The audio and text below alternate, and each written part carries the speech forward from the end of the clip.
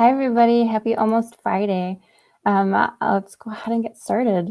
My name is Joni, and I'm the CEO at Women in Games International.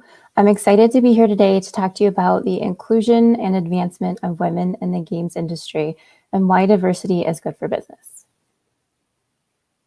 Okay. Women in Games International is a global organization based in Los Angeles, California. And our mission is to cultivate resources to advance economic equality and diversity in the video games industry. WIGI is made up of female, male, and non-binary professionals, and we promote diversity in the video game development, publishing, media, education, and workplaces. It's a mission really based on the fundamental belief that increased equality and camaraderie among genders can make global impacts for superior products, more consumer enjoyment, and a stronger overall gaming industry. We've been building our community since we were established in 2005. WIGI was originally a co-ed conference that focused on creating a safe and inclusive space for women in the video game industry to gather, learn, and network while being recognized for their incredible efforts and the impact they were driving. At the time, there wasn't much positive recognition for women in the industry. WIGI first created an inclusive space for like-minded women to gather and connect. Since the first conference, WIGI has launched a mentorship program, established a weekly newsletter, and is now pivoting into a virtual space. In 2006, around the time WIGI was founded, only 38% of respondents identified as female gamers, which means that in less than 10 years, the percentage of women involved in the games industry has more than doubled. At 46%, women today make up almost half of gamers worldwide. However, if you take a look at the 144 executives in the top 14 gaming companies, only 23 or 16% are women. In fact, according to a recent Brighter report, more than half of those surveyed felt that the industry wasn't doing enough to support and welcome women gamers or women interested in gaming careers. And 62% didn't feel women were well represented in the industry currently. Which sucks, because females are pretty great, and a diverse team can be extremely advantageous. According to Glassdoor, 67% of candidates prefer a diverse work environment. Organizations that don't maintain diversity in their current staffing structure may be unintentionally discouraging otherwise top candidates from even applying. The Harvard Business Review finds that inclusive companies enjoy 2.3 times higher cash flow than those that aren't, and 70% of inclusive companies are more likely to capture new markets. And companies that boost a more inclusive workforce are 120% more likely to hit their financial goals because it's easier to enter a market that you understand. And who better to understand a market than an employee who's already part of that demographic or group? Diverse teams will generate broader ideas due to varied perspectives. So, how do organizations create and support a diverse environment? Start with your current team. Analyze and monitor employee pay to ensure there's equal and fair treatment across the board. According to a UN Women's study, the gender pay gap globally stands at 16%, meaning female workers earn an average of 84% of what men earn. For women of color, immigrant women, and women with children, the difference is even more significant. Check diversity at the top. Do you have a glass ceiling? You can hire diverse candidates, but if they don't feel included and equal, they may hold back on sharing the experiences and perspectives you should be honing in on for innovation and development. Is your succession plan geared towards career development that's transparent, data-driven, and fair? If not, reevaluate. What about your retention rate? Workplaces that don't support inclusion will see a high turnover for diverse staff. And if you're just going to lose, and you're not just going to lose your current team, once they exit your organization, you can be sure those candidates won't be recommending your company as a place to work. You need to integrate diversity and inclusion strategies in recruitment, performance management, leadership assessment, and training. Some companies even opt to create scorecards to define and develop quantitative metrics, and drive behavioral change. Be sure you can identify what the diversity strengths and challenges are at your current organization. Then build on those strengths and address the challenges. If you find yourself claiming that there aren't enough skilled female candidates to fill these roles, rethink your recruiting strategy. I can personally tell you, we're out there. Anything from small changes from the wording used for job descriptions to more significant changes like expanding beyond your normal posting pipelines to cast a wider net can create significant change in the applicant pool. And be sure to select an interview team that will respect different cultures and characteristics and identify potential without bias. Your goal should always be to build the best, strongest possible team, not despite your differences, but through recognizing, celebrating, and growing from those varied viewpoints and perspectives. To move to the next level in your career, you need to be your own best advocate. But how do you approach conversations about wanting that promotion or raise? How do you best highlight your impact and demonstrate your value? How and when do you know if it's time to take that next step? That's where we step in. WIGI enables women and underrepresented people to build your portfolio, take that calculated risk, introduce yourself to that partner or hiring manager, throw your hat in the ring. WIGI has historically offered in-person networking events to create and foster a safe, fun space for people at any point in their gaming careers to meet with and learn from each other. But COVID sucks. We've been taking 2020 to restructure, rebuild, and rebrand. Did you notice our new logo? We have an updated team, an updated logo, and an updated perspective on how we can best serve our community. We are maintaining a focus on networking, connecting, engaging, empowering, mentoring, and inspiring. And our goal is still to promote the inclusion and advancement and retention of women in the video game industry. We're doing so through global networking, empowerment, collaboration, and mentorship initiatives. But we're pivoting. We're launching initiatives to virtually offer micro-mentorship programs, resume review assistance, interview and negotiation skill, and other professional development workshops, and of course, access to our unbelievable community. We're launching a DLC series. We have created recreating our signature networking events by launching Drinks, Learning, and Community. Each stream will feature a pre-selected cocktail and a non-alcoholic mocktail, and we'll show viewers how to create the drink at home so they can enjoy it along with our stream. We'll use 6 episodes per season to hold open discussions highlighting new projects, new games, and new ideas, as well as talk with industry veterans who are willing to share their insights and experiences, maybe even answer a few questions. We'll encourage community engagement through moderated chat throughout each episode, and after the 6th episode, we'll hold an open games industry gathering or gig. The gig will allow for smaller breakout sessions, group networking in a safe space, and a harassment-free environment. We are also launching a scholarship program to get people who otherwise couldn't afford it into gaming conferences. The scholarship will allow recipients to attend a gaming industry conference focused on impactful networking opportunities, industry insights, and one-on-one mentorship coaching from WIGI's team. The scholarship will cover the cost for a flight, hotel, food per diem, and a ticket to the conference.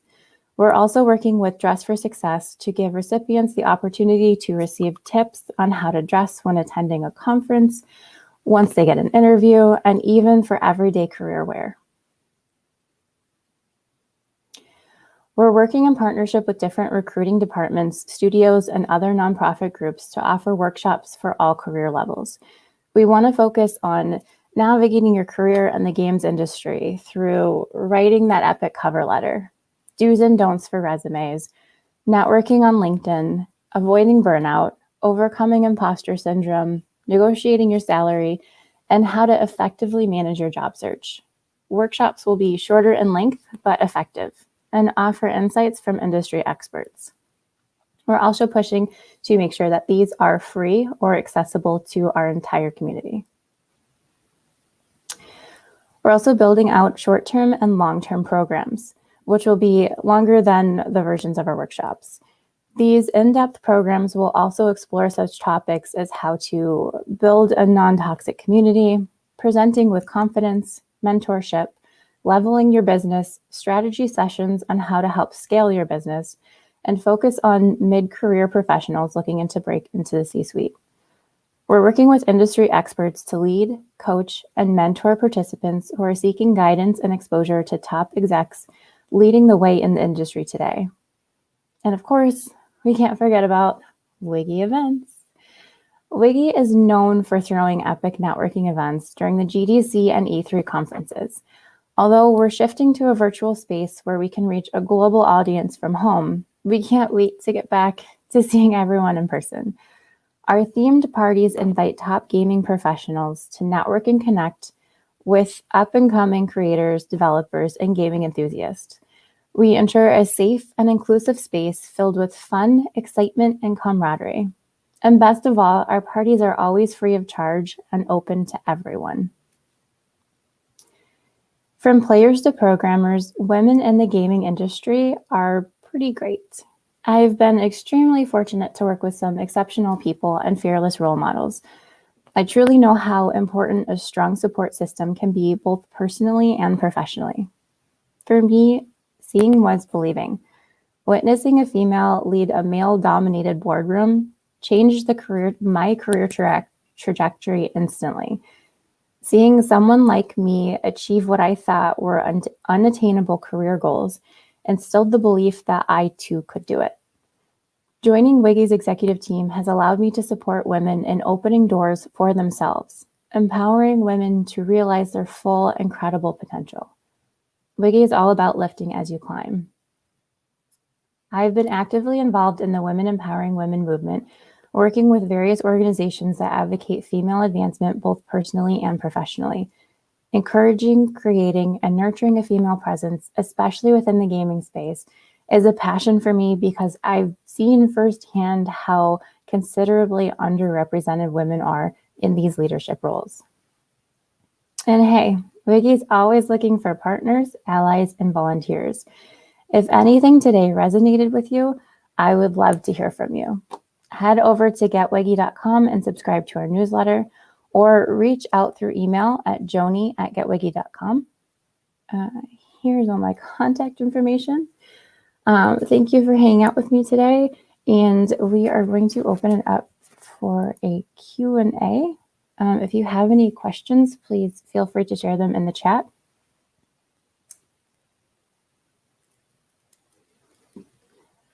Okay, Mech Elena. As a candidate, what are some questions we can ask gaming companies to determine their culture and their DEI initiatives? It's a great question. Thank you. I would say definitely pay attention during the interview, see how you are being treated, see who interviews you, take a look at their online website, check to see who they have listed as their team, and then ask questions. Always ask. So questions like, what is your career trajectory path? What are opportunities to advance within the department that you're hiring? And just be very open and honest with them. There we go. Hi, Joni. Hey, how are you? I'm doing excellent. So I've got some questions. How did you get started in the gaming industry? I accidentally kind of hit tech. I grew up on computers and I wasn't afraid to break computers, which a lot of people at the time kind of were. So I like to try to break things in a controlled environment just to see how to fix them in a chaotic environment. And in that, I kind of led into a role where I was assisting organizations with migration from one accounting software to another, trying to fix their current accounting software. And in doing that, I ended up at Motorola. And there was a big group of us that would talk about gaming as a profession in esports. I got into Warcraft. That was kind of my gateway game. And so I found SteelSeries through playing Warcraft and getting the Cataclysm mouse. And that was it. That was where it started. So I joined the Sugar Gamers in Chicago, and I really had a great time working over at SteelSeries. And then when I found this role with WIGI, it was a perfect fit. It was like a perfect fit. Yeah. So, and you're still playing some Warcraft, aren't you? Yeah. Yeah. Yeah. I played that for like 5 months, and I just devoted way too much time into it. And then I was just like, I'm done. Oh, I can't man. play this anymore. Yeah, I'm really excited about Shadowlands. I'm having a lot of fun. I'm really excited to see the corruption gear go away and all the new features that they have. So, yeah, big. That sounds good. So, you guys, come on, let's get some questions going in chat for Joni, because we've got a little bit of time left. I know. So, if any, do you let's see. I don't have any questions for you, but let's talk about anything else you would like to. Yeah. Yeah. You've got some. So where'd you get your education at? My education. I got my associate's degree in Illinois at Illinois Valley Community College. I got my bachelor's degree from University of Phoenix, which was really nice to be able to do that online because I already had a kid. And then I got my executive MBA through Fresno State with an international study abroad program in Beijing, Hong Kong. So, school. Hong Kong. Yeah. It was really fun. I got to go to Beijing first, and then Hong Kong and Myanmar. So, right on. I'm really excited about our upcoming initiative for a scholarship program. What's the link to that? Give me if you want to. I mean, I guess what is the link to that? If you want to type it on the right over here, I guess it says private chat. Do you see that? If you type that in, then I can post that link up on the chat. We are just at getwigi.com. We don't really have it posted yet because we're still finalizing all the details. Growing up when I was younger, we had the opportunity to get free tickets to go to an event. And I remember my mom saying, oh my gosh, I can't afford a free ticket because there's parking fees, there's gas, there's travel. It's going to be at least 6 hours. So we're going to all have to eat. And we have, 3 teenage girls that she would have to feed. And she was like, I can't believe that this is so frustrating. And I thought, wouldn't it be cool if we could get people in the door, but then how do you get them to the door? So we're working with Gamescom and DICE right now, and we are in the works with GDC to get people not only to the door, but in the door, and covering flight, hotel, food per diem, tips with Dress for Success, and just making sure everybody that wants to be there is there, regardless of their current level of income, especially with COVID. It's really impacted women pretty significantly. Right. And yeah, going to a conference, especially if it's like in San Francisco, or it's like, you're going to spend $40 per meal. And the rooms are like $400 a night. And right. Yeah, so that's amazing. Let's see. So this website, getwigi.com. There's a great link that has resources on there too. It's got different videos. I was looking at it. Augmented reality, the women behind the revolution. There's a bunch of great resources. Can you talk a little bit about what's going on the website, just to go into a little bit more depth? Yeah, we just updated our website last year, and now that we have the new color palette and rebranding, we've also applied that thanks to Lynn Richter, who is our head of social media, and she's owning our website. And it's we're really focused on cultivating resources to allow you to open doors for yourself by empowering yourself, building up your qualifications, building up your skill set, being able to speak to current events within the industry. So for us, it's all about the website resources and then the newsletter, especially. So if you subscribe to our weekly newsletter, we highlight top stories that are affecting women and non-binary people within the games industry today. And we also feature partners and job postings that maybe you couldn't otherwise get access to if you're not networking within those specific companies. So we focus on everything from marketing to development to accounting roles, just any type of role that you could get into the industry, we will have it posted within our newsletter. So way I see that too, where you can start your own chapter. Yeah. There's currently restructuring of chapters, and they'll be offering new information on how to do it soon. Yeah, so we are building out our chapters and we want to go globally officially. We have a lot of interest in different countries and different states. We're trying to develop a chapter in a box. And so essentially we would be able to send you a box of how to, and if you want to create an event or if you want to sponsor a workshop, you can get that started within your area and your community and really tap into your local resources to help support women who are maybe otherwise don't have exposure to it in the middle of the Midwest or in an area that there aren't as many studios prominent. Still being able to get that exposure for the games industry and get people involved. Yeah, that's awesome, and I think it will help make it so much easier. But I'm sure that's a lot of work to put that together. So Yeah.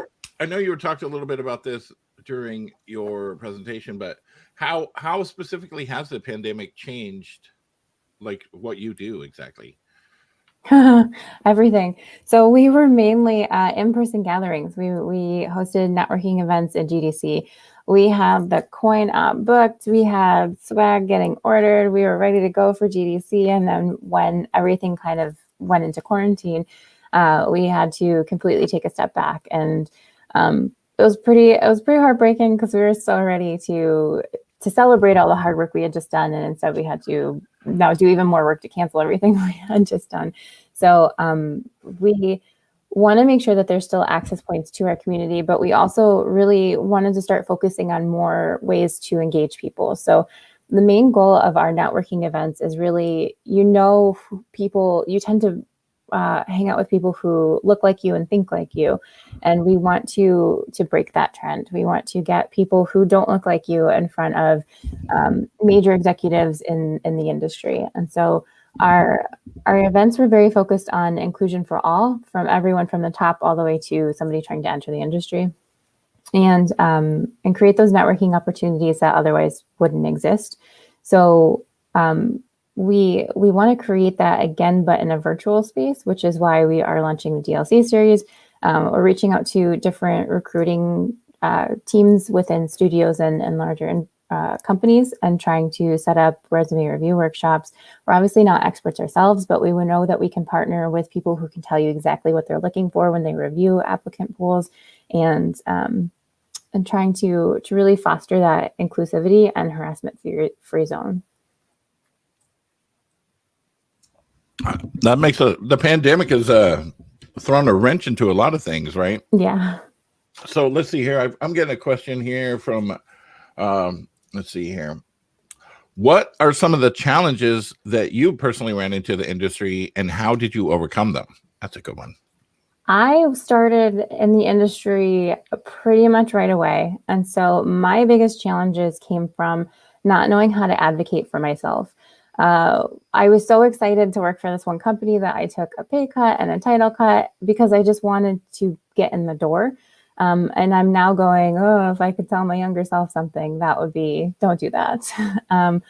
I think for me, it was mostly wanting so badly to just be in a top spot immediately, and not communicating my goals and helping to define a trajectory.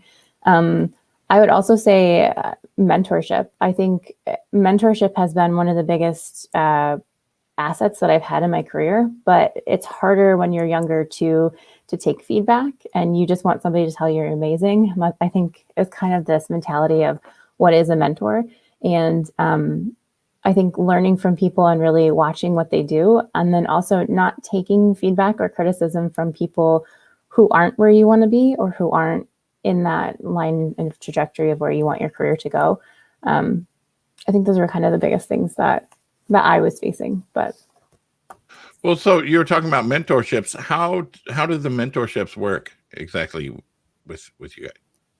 So I think different companies have different mentorship programs. What WIGI is trying to do is have a 30-day mentorship program. So we would be very focused on a start and an end date. I think from a mentorship perspective, one of the biggest hurdles is trying to convince someone to be like a lifelong mentor for an individual that they've never even met. So we're trying to allow for mentorship, but in a micro mentorship type of atmosphere. So we would have different workshops and different courses that you could take, but also having the ability to meet with somebody maybe once a week for 30 days and really learn from them hands-on, ask them any questions for you specifically, have group mentoring where you didn't think of that question, but thankfully somebody else was in the room who did. And so you could still learn from those experiences and those questions. Previously, we had a mentorship program, but it was very open-ended. It was trying to match people with a top person with an entry-level person and not having a ton of criteria or data on who they were, and just sort of matching them sort of less strategically. And so we are trying to find ways that we can offer that mentorship experience with people that you want to meet and you want to learn from. We also have a lot of execs right now reaching out saying, I want to give back. I want to see more women in the industry and I want to be part of that movement. And so it's been really great to have that feedback from both sides of people saying, I want to learn and people saying, I want to teach. So we're very fortunate with that regard. Yeah, so that actually leads us to a couple questions from Junie. Hi, Junie. Junie's been in here just an awful lot.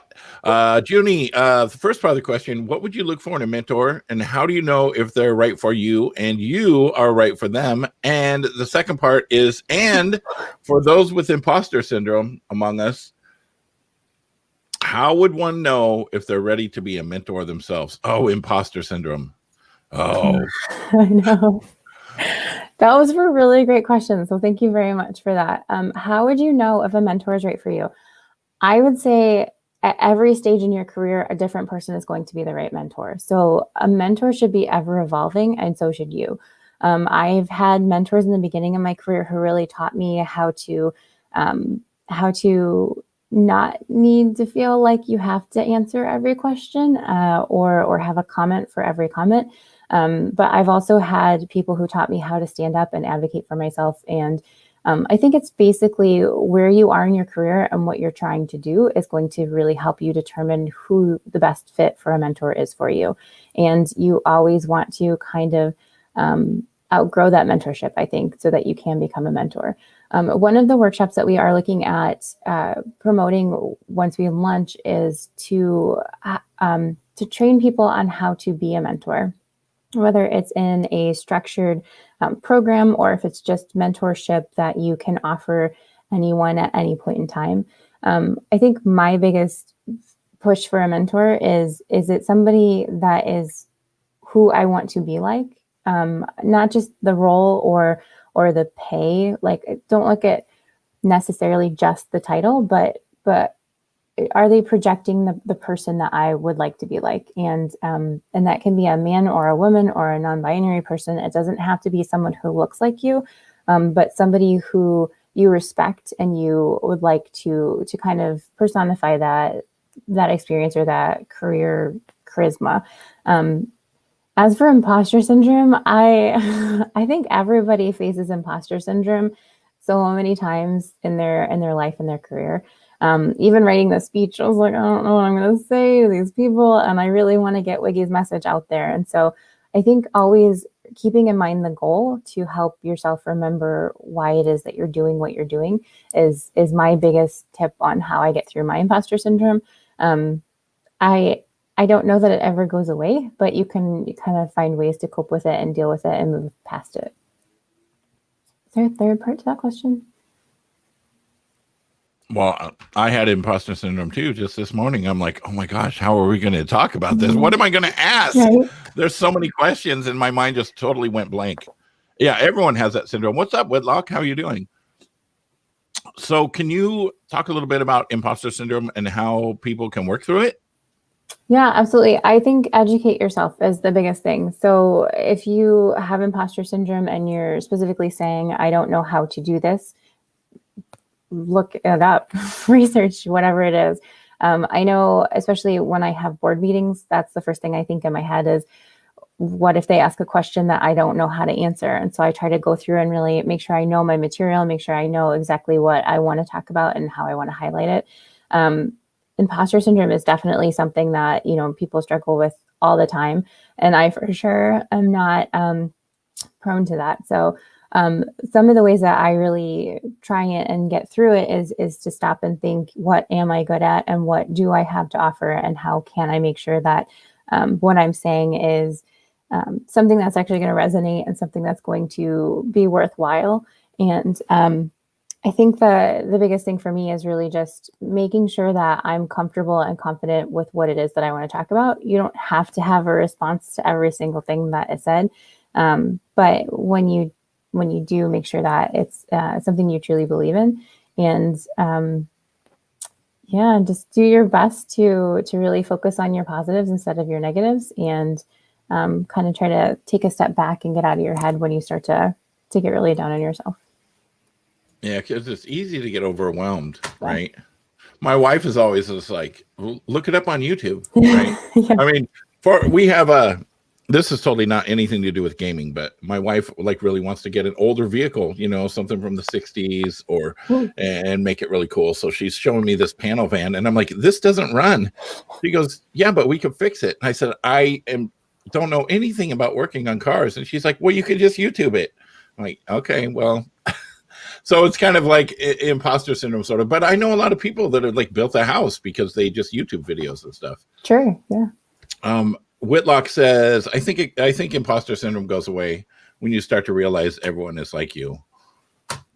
I don't know. I don't know if I have realized that or not yet, Yeah, I think also when you don't feel like you have to be the smartest person in the room or the funniest person in the room or the whatever person in the room, and I would rather be surrounded people who are smarter than me. So constantly trying to find those spaces where you're learning, and it's not that you have to have all the answers. So yeah, and it's funny because you can learn a lot from people, maybe even someone that is just new in the industry because they have a new perspective on how to do things, or because you get so into what you've been doing, right? So you have your pattern for, I do this, and this, that maybe somebody else has a completely new kind of perspective. Yeah, absolutely. We're constantly learning from people, especially during the pandemic. A lot of people are like, okay, I took this time to, I don't have to commute anymore. I don't have to go to this specific thing anymore because we can't meet in person. So I took this time and I developed this strategy for, this game or this studio or this, insert whatever here. And it's been really cool to kind of be on the receiving end of what do you think, and being able to see everything people have been working on, and really making quarantine into this like silver lining, highlighting what I wanted to work on instead of what I had to do and had to work on. So yeah, like I get to work on instead of I have to work on. Yeah. Exactly.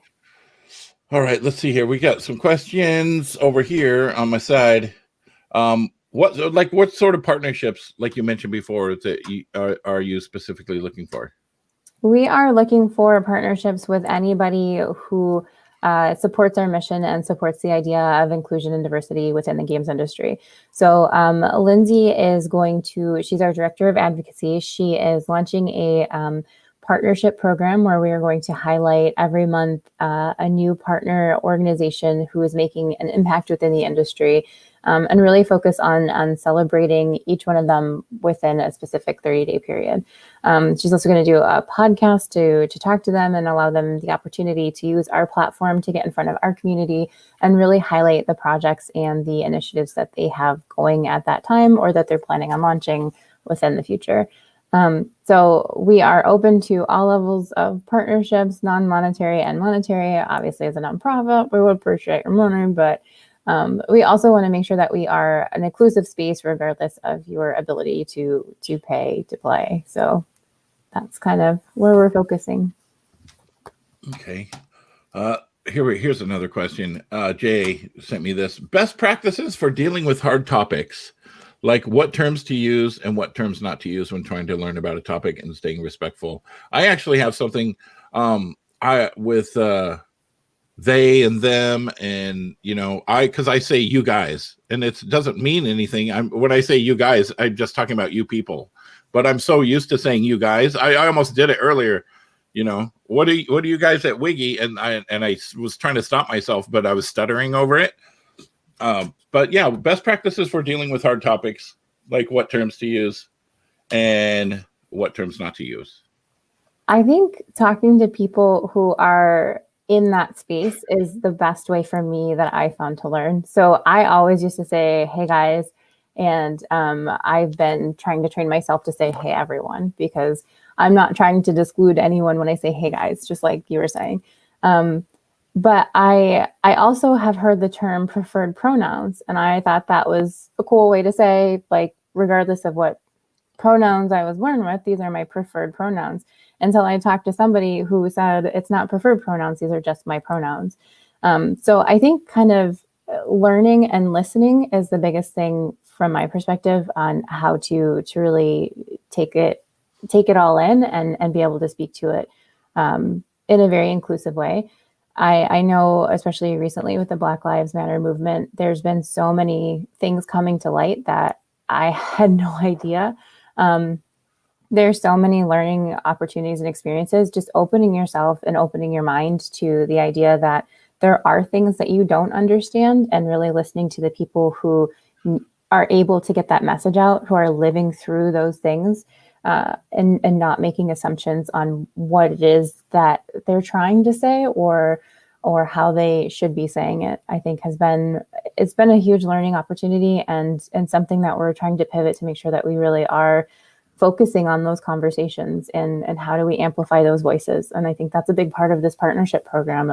We do have a really great platform. We have a very recognizable name. Even if you've never heard of Women in Games International, as soon as you hear the name, you know who we are, you know our focus, you know what we do, and you know our scope. It's a really a great opportunity to partner with people who otherwise maybe can't find a way to get that exposure or get in front of the people that we're able to get in front of. And so I would say, how do you approach it? Is I would approach it with the most open mind, ask questions, make sure that you're asking in a very respectful way, and then really listen to the answer so that you're learning and you're walking away with that growth mindset. Right. That makes sense. Come on, let's drop some questions in here. Let me look over here on Discord and see if we got any kind of questions over here. Where any questions? Let's see. Yeah, that was from Lucky about the mentorships. Anybody in chat got questions? Come on. I know you guys want to learn some stuff. See, I just did it. I know everybody. But see, I think people have to be understanding. Like a lot of people get upset because, somebody says he or she or they or them. But, when it's ingrained in you so much, it's hard to not say you guys. It's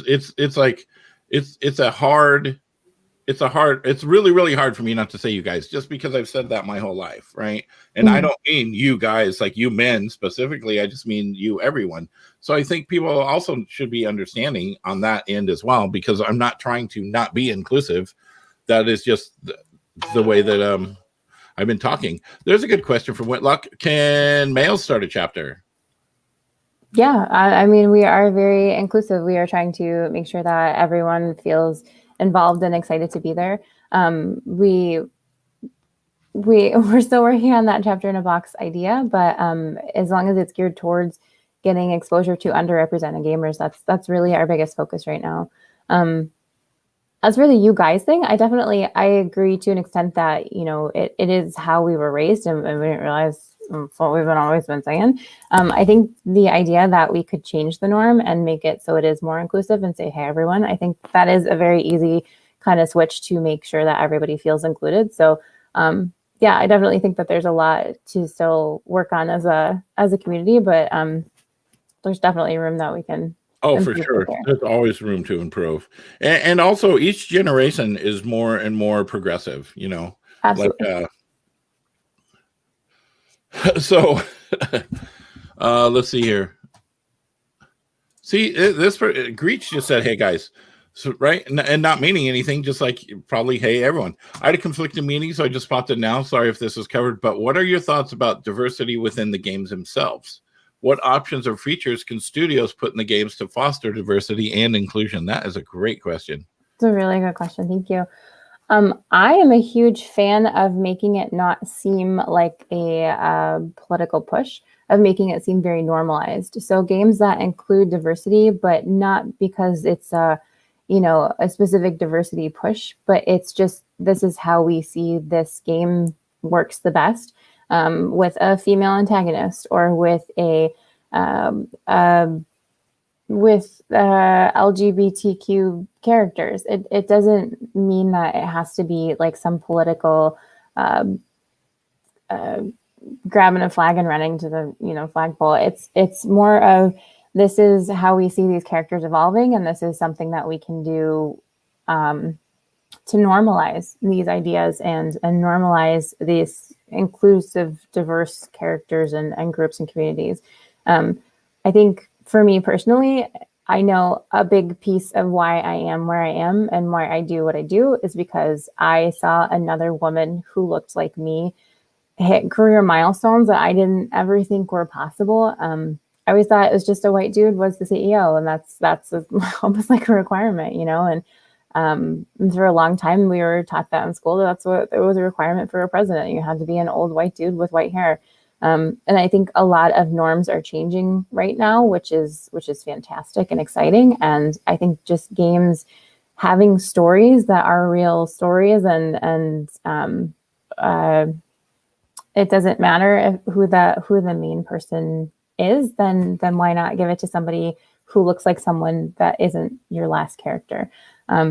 Making sure that everyone has that character or that role model that they can see themselves in and relate to, I think is a really huge push for putting diversity in games without calling it out as a diversity game.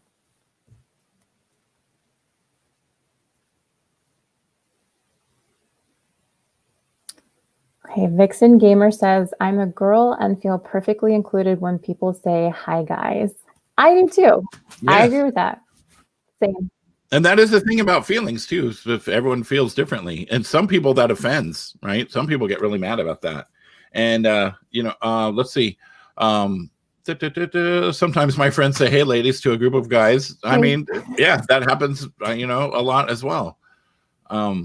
Animated Break says, yeah, it's it's partially ingrained. I think collectively, as we continue to learn and grow, we'll make progress together. And like I said, each generation, each new generation is more and more progressive. If you look at my parents, and their thoughts compared to the way that I think, and then compared to the way that my daughter thinks, it's more and more progressive all of the time. Here we go. Herbivore, should I get one of those powdered wigs if I don't have white hair yet? That's funny. Whitlock, this is an interesting thought too. I think that people that get angry are in a mindset where they're looking for things that feel like attacks or so. I can see that perspective. I think a lot of people are super defensive, right? And but that's their feelings, because we can't. Everyone feels different about all different kinds of things. So, now I was raised, my mom was like the president and CEO of a company, of a large company, and she was like the power person in our family. So I was raised basically in a matriarchy, and so to me, that just that my mom was the boss of everything. My mom was the boss of our whole family. So in my opinion, we should pick the battles where people are actually intending to be derogatory. That's a good pick. Oh, here we go. From Mechalina. This is a great question. What else should companies be doing to empower their female employees? I've attended harassment and discrimination training at tech companies, and a lot of the men complain about it and don't take it seriously. I was told early on in my career that you should always approach a problem from a solution standpoint. So if you want to bring a problem to the table, you should always have at least two potential solutions to offer. It's good to identify the problem and call the problem out, but make sure that you have an end goal and focus on the solution instead of continuing to discuss the fact that there is a problem. Oh, I like that. I would say make sure that you approach it and make sure that you are calling it out as being a problem, but make sure that you know what your goal is. Is it to stop them from complaining, or is it that you're feeling harassed, and specifically by a certain person or group of people?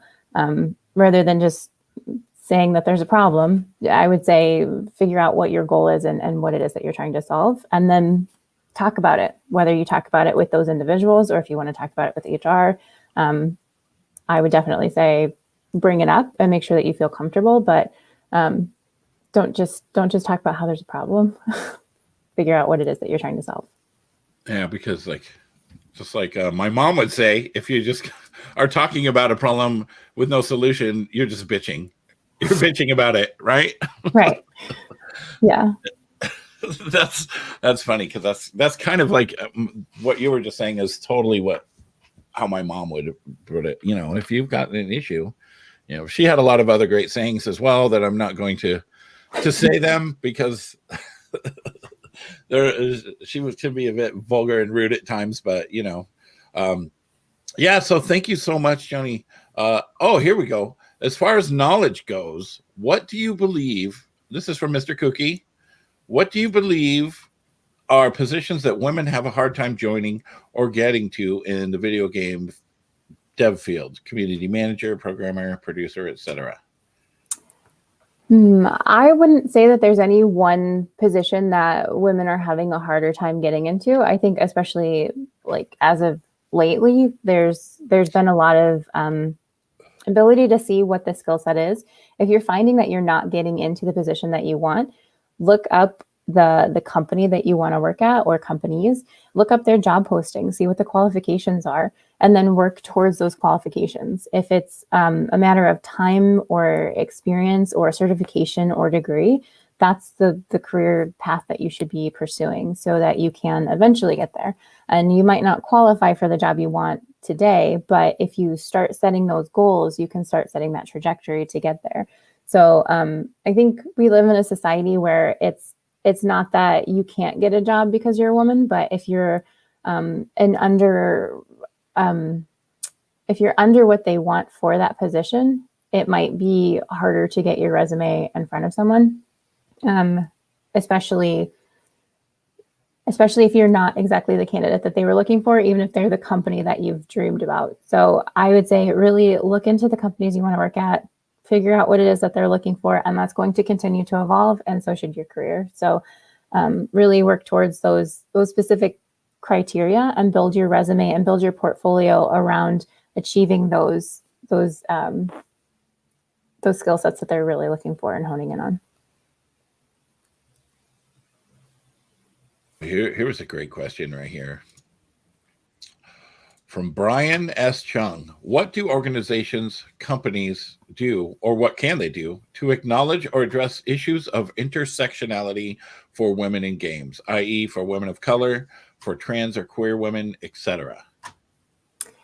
I would say normalizing it, whatever the problem is that when you're talking about the intersectionality, what is it that you're trying to achieve? If there's the glass ceiling effect, make sure that your trajectory for how to get to the top is very clear, it's consistent, it's data driven, and it's not based on who you know or whose hand you're shaking or who you're taking out for drinks after work. Make sure that it's very much focused on your actual abilities and talents within the specific department or role that you're in, and making sure that you do have an intentional focus on creating that inclusive and diverse environment. A lot of times we find that companies want to hire the diverse candidate just to be able to check a box, but are you making them feel included? Are you making them feel like they're equal with regard to pay, with regard to listening? There's a lot of times that you have a meeting and who is it that's talking the most? Giving people space to express themselves and their diverse opinions is really going to be what makes them feel wanted and included and part of the conversation. And those are the people that are going to stick around for longer. If all of your after work events or your company gatherings are focused on like going to a strip club or something, it's probably not going to be the most inclusive for straight women. Or there's a lot of opportunity to make sure that you are promoting diversity, and it's top down. So finding a way to keep people included. Talk to them. Talk to your people that you maybe feel like are becoming disconnected. What can you do to better include them? What can you do to better highlight them and their accomplishments?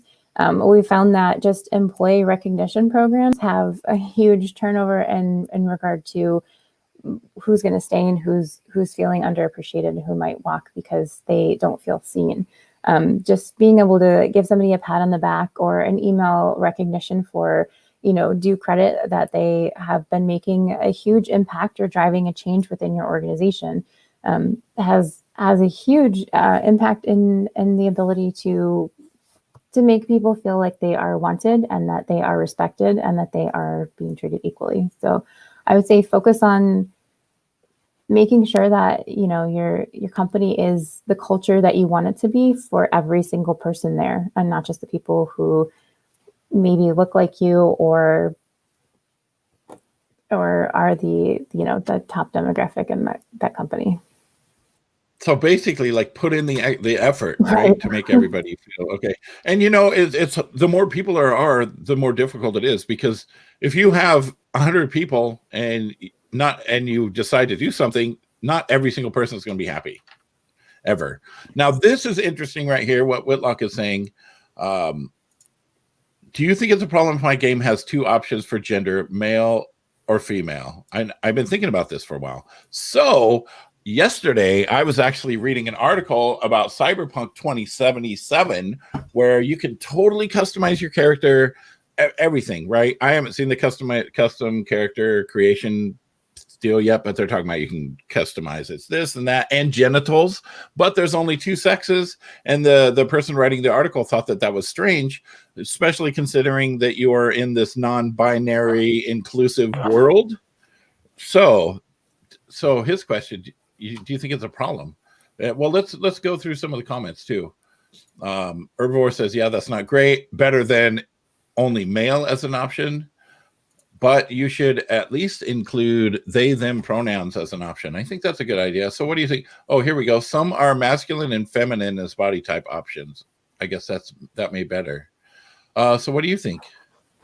I personally play World of Warcraft, and there are so many different characters and body types and skin colors and hairstyles, all the way down to piercings now. Like, just there's so many different facial expressions, and even just like you can have paint on your face or different tattoos and stuff.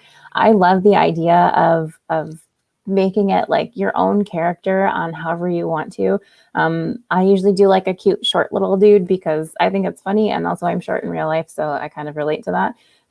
Versus there's the ability to be like the tall, skinny model, and I love the idea of creating a place where you can be this character and have this completely different body type or completely the exact same body type as you're used to, and just having the ability to customize things and make it so it is you playing a game. I definitely agree with the idea of making it as inclusive as possible, but I also know coding is kind of insane. And so if everybody had very different everything, it could become kind of cumbersome. So I'm all about including as many things as possible. Do I think it's a problem to have a male and female? I don't think that would be a problem from my perspective. I would love to see as many diverse, characters as possible. And also it gives you the opportunity, especially like in the Star Wars game, you can choose to be a Sith or a Jedi. Like you can even pick if you're, the good side or the bad side. Like I think it's fun, and I think it's a really cool way to make it an immersive experience. If you can make your character as customized to your own liking as possible. So I definitely would promote that. Yeah. Here we go. Let me get this back up. Wink. Greech says our character creator has sliders, but we don't have designations like male, female. We just give our players the tools to create whatever resonates with them. We also have the ability to be in a wheelchair, have prosthetic limbs. No. What game is this? I want to play it. Yeah, that's pretty cool. Flamehawk Studios diversity and inclusion. Ooh. All right. Well, I'm going to Flamehawk. Yeah. Studios. That sounds amazing. Is it weird that I like to make my character look like my wife? I hope not, because my husband likes to make his character look like me, and I'm always like, oh, that's what you think I look like. All right, cool. Oh, it's stuck in your box. Okay, nice. Oh, go ahead. I'm sorry.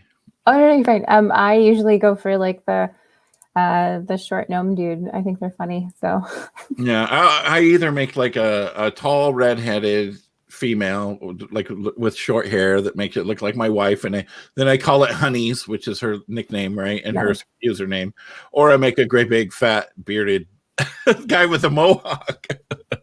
But all right, well, this has been amazing talk. Thank you guys so much. I'm glad you guys dropped some questions in because I had just woke up and my brain was not quite functioning yet. So thank you so much, Joni. This has been a great talk. Let me look and see who is up here next. I've got so many monitors and I don't even know what the heck is going on. 4 monitors is just about too much. Nah. I never really use the top one. I use the bottom 3 all the time, but the top one is just when I'm live streaming, like when I'm live streaming playing games on Twitch, then I do. But all right, let's see here. Sessions. Dun, dun, dun. Geez, today's the last day, isn't it? All right, so what we got next is we have at 9 relationship building depth over breadth. That's going to be interesting. Let's see. That is with Richard Sechet from Annapurna Games. Awesome. I like Annapurna. Thank you so much, Joni. Please hang out in the Discord for a little bit. Here, let me post the Discord link so you guys can go in there. And if you have any questions, if Joni wants to hang out with us for a little bit longer, you can go into our Discord. Excuse me. And go into the post-session chat. There's also a post-session hangout, too, with audio. So you can go in there. But thank you so much, Joni. I appreciate it. We appreciate you so much. We appreciate this talk. Thank you so much for having me. I appreciate it. We all appreciate everything.